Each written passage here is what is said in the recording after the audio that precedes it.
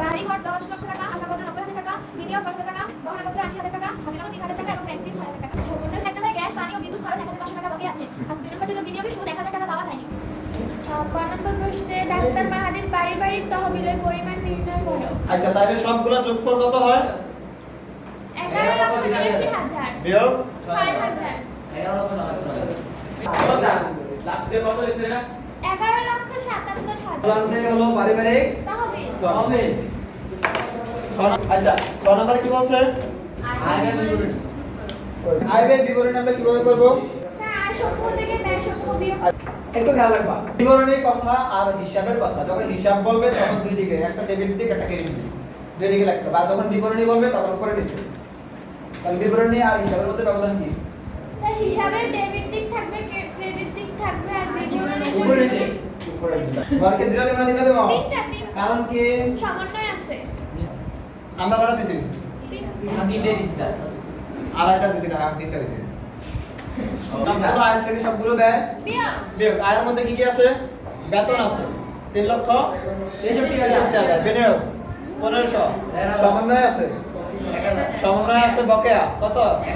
1,000 রোগী থেকে প্রাপ্তি 1,20,000 যোগ করলে 4,50,500 তার থেকে বিয়োগ দেব ব্যয় জি স্যার। ব্যয়ের মধ্যে আছে খাদ্য সামগ্রী কয় 4,000 বাজার খরচ 1,20,000 খবরের কাগজ 3,500 শিক্ষা খরচ 2,80,000 না 28,000 এই গ্যাস পানি বিদ্যুতের সাথে বকেয়া ছিল 1,500 তার মানে গ্যাস পানি বিদ্যুৎ ছিল 21,000 আর বকেয়া ছিল 1,000 যোগ করলে 22,500 500 এই সবগুলো ব্যয় যোগ করলে কত 2,43,000 500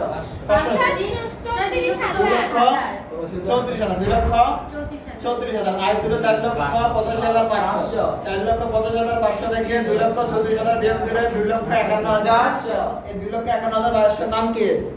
ব্যয় অতিরিক্ত আয় না আয় অতিরিক্ত ব্যয়? ব্যয় অতিরিক্ত আয় বা আয়ের উদ্বৃত্ত। তারপরে কি? আর্থিক আর্থিক অবস্থা অবস্থা বিবরণী। বিবরণী আর্থিক অবস্থা বিবরণীর জন্য আমরা ঘর বাস্তি করব না কেমন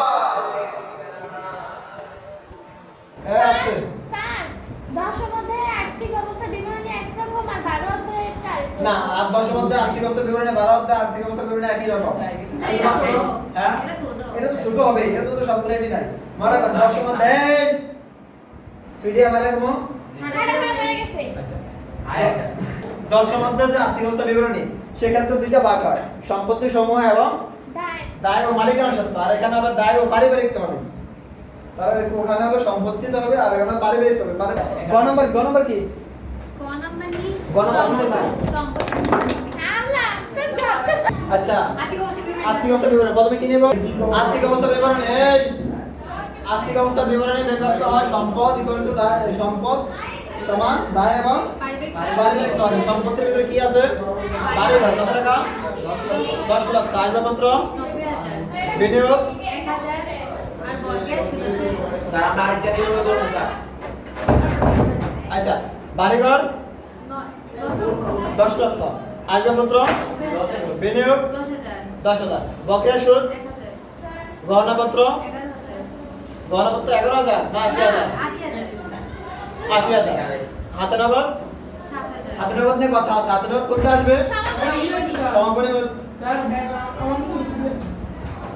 ব্যাংক আমানত টেলিভিশন ক্রয় আরে স্যার ওই যে কোনটা কথা বলছিস? টেলিভিশন ক্রয় ঠিক আছে বুঝছে হাতে নগদ আসবে সব সময় সমাপনীটা ঠিক আছে আচ্ছা টেলিভিশন ক্রয় কত 23,000 আমানত 2,25,000 সবগুলো সম্পদ যোগ করলে 14,36,000 দায় ও পারিবারিক তহবিল মধ্যে ব্যাংক ঋণ কত 6,000 পারিবারিক তহবিল আমরা কোথায় পেয়েছিলাম কয় পারিবারিক তহবিল কয় দিকে লিখে দিলাম ক হতে পাই পারিবারিক তহবিল কত পেয়েছিলাম আয়ের উদ্বৃত্ত কত 2,51,500 বকেয়া গ্যাস পানি বিদ্যুৎ নাকি আচ্ছা একটু গ্যাসের লোক একটু ড্যাশ দিয়া দে নাকি